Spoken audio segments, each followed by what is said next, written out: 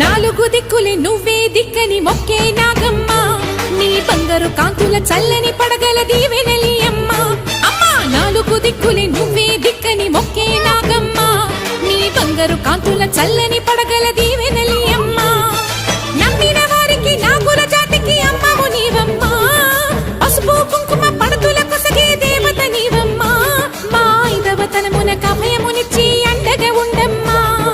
చల్లని చూపుల నాగమ్మ మా పిల్లల పాపల కాయమ్మ పల్లెకు తల్లివి నీవమ్మ